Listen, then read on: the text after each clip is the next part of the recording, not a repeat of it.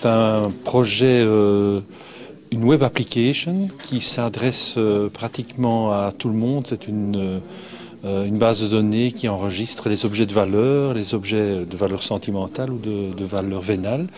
Le but est de pouvoir faire des inventaires à distance pour pouvoir les rapatrier, que lorsqu'il y a un sinistre, on puisse délivrer vers l'assurance un inventaire bien structuré en temps réel et qu'on puisse aussi déclarer à la police ces objets perdus ou volés ou détruits. On était parti d'un constat très simple, c'est qu'au moment où il y a un sinistre, un vol par exemple, on ne retrouve jamais trace des actes de propriété, des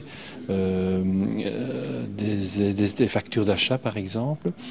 Et au moment de la déclaration vers les assurances, on est complètement déboussolé, dépourvu d'informations et surtout de la structure de cette information. Alors, d'autre part, on a aussi constaté qu'au niveau des polices, quand on retrouve les objets, il n'y a aucun endroit vraiment très bien spécifié où on puisse aller rechercher l'information et surtout la police puisse positionner l'information des objets qu'elle a trouvés dans des recels ou des cavernes d'Ali Baba. Il y a une grande communauté en fait de style Web 2.0 qui va utiliser ce système à niveau gratuit, en service gratuit, mais derrière ça se cache, enfin, vient se greffer tous des services qui s'adressent plutôt aux assurances, aux experts, aux collectionneurs, aux antiquaires.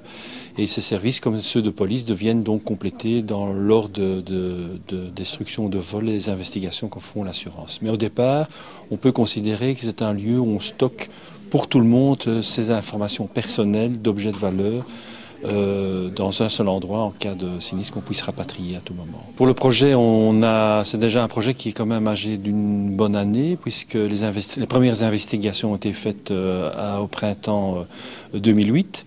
Donc un tour de table très clair de tous les grands acteurs, donc assurance, police, marché de l'art, intervention aussi auprès d'assurances spécialisées.